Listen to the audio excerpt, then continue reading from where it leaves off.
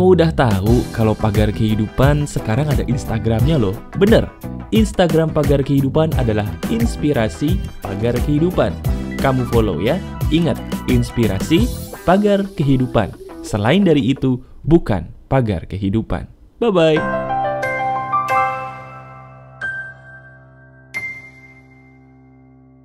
Kenapa sih kok jadi bijak itu kayaknya susah banget deh? Karena jadi bijak susah, hidup saya berantakan terus loh. Halo semuanya, apa kabar? Ada saya kembali, Aryan Surya, sahabat baik kamu dari Pagar Kehidupan. Ada kalanya orang merasa bijaksana itu perlu ya. Tapi sayangnya banyak kesalahpahaman yang terjadi di sekitar kita yang membuat kita menganggap bijaksana itu susah banget. Hanya orang-orang yang bersih hatinya bisa menjadi bijaksana. Wih, emangnya bener ya begitu?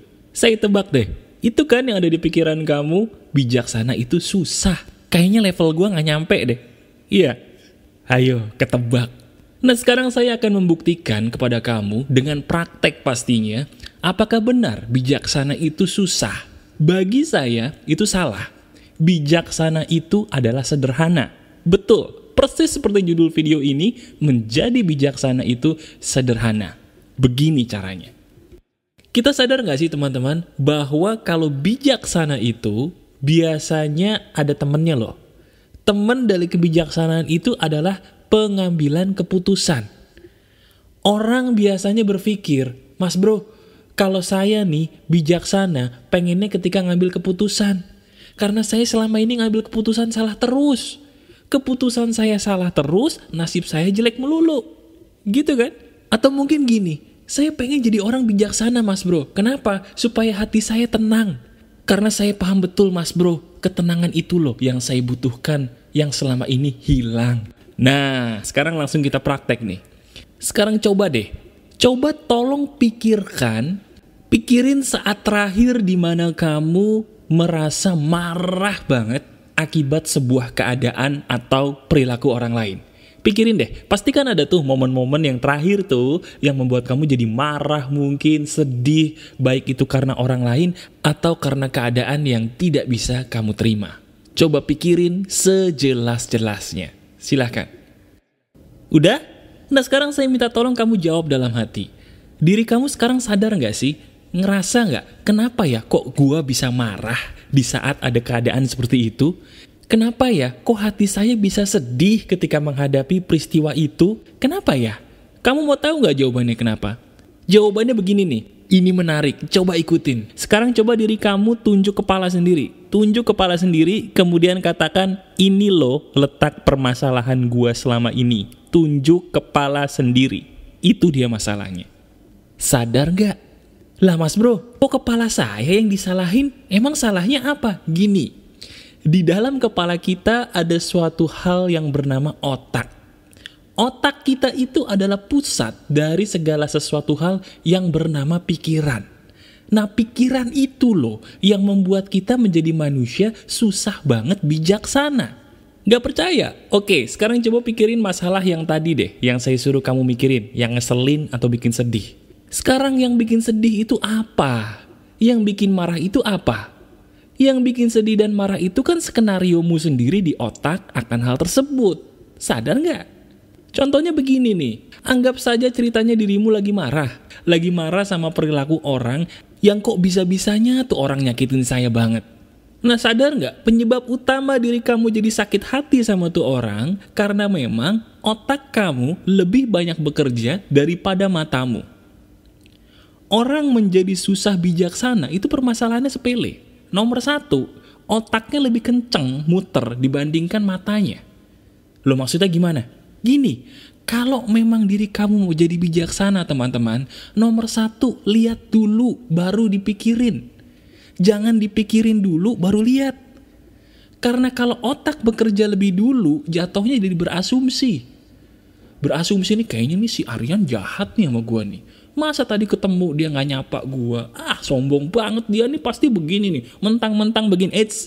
Itu namanya otak bekerja lebih kencang daripada mata. Ujung-ujungnya jadi berasumsi. Nah sadar gak sih teman-teman, asumsi kita tuh itu adalah pembunuh yang paling kejam loh. Kita tuh banyak yang sakit hati, berantem, marah, patah hati. Itu cuma gara-gara satu hal yang namanya asumsi. Setuju apa enggak? Nah, asumsi itu terjadi ketika otak kita bekerja lebih kenceng daripada mata. Nah, terus bagaimana dong Mas Bro? Sekarang gini deh. Masalah apapun yang sedang kamu hadapi, coba lihat dulu pakai mata. Bener gak sih hal yang terjadi sekarang nih dalam hidupmu itu semenyakitkan seperti yang kamu pikir? Kalau lagi musuhan sama orang, lihat dulu tuh. Lihat orang yang kamu musuhin, bener gak dia sejahat yang kamu pikir? Atau jangan-jangan cuman otak kita aja yang lebay, yang berlebihan.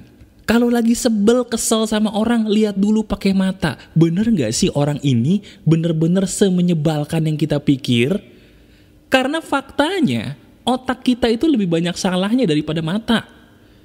Apa yang kita lihat, itu yang kita nilai. Bukan apa yang kita pikir. Apa yang kita lihat, itu yang kita nilai. Itu baru bijaksana.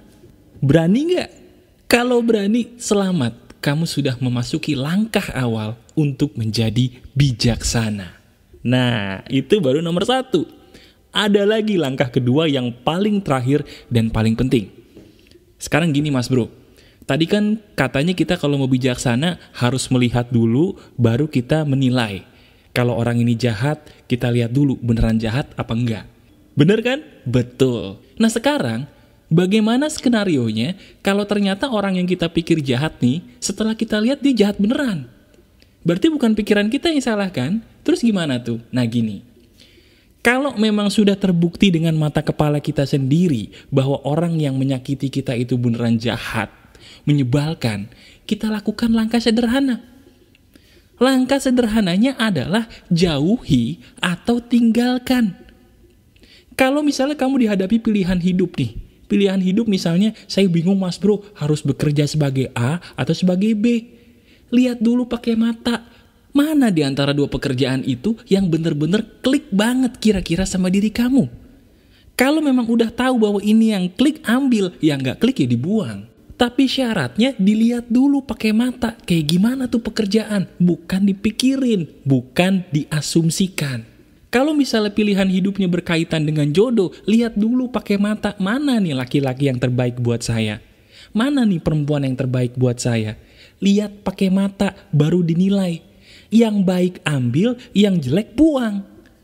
Iya kan? Susahnya tuh apa? Betul nggak? Sama juga kalau seandainya diri kamu sedang bingung menghadapi sebuah pertengkaran dengan para teman-teman misalnya. Teman-teman kita tuh kan kadang-kadang gak semuanya baik ya. Ada yang jahat, ada yang baik. Nah kalau yang jahat bagaimana Mas Bro? Pertama lihat pakai mata. Bener gak dia jahat? Atau jangan-jangan cuma asumsi kita doang nih orang jahat. Padahal dia baik. Iya toh? Kalau memang dia udah terbukti jahat, langkah keduanya jauhin. Gak usah dideketin lagi. Gitu aja kok repot. Sekarang gini deh. Sadar gak sih bahwa dua hal ini sederhana? Sederhana ya, sangat sederhana, bahkan gampang banget. Tapi kenapa diri kamu kok gak pernah sadar bahwa dua hal ini loh yang dinamakan adalah akar dari kebijaksanaan? Nah, baru sadar kan? Iya, itu dia. Senyum-senyummu itu yang membuat kamu menyadari bahwa iya ya, bener juga. Bener loh, ternyata kebijaksanaan itu mudah. Cuma dilandasi dua hal ini ya, yaitu. Nah, sekarang coba dipraktekin deh.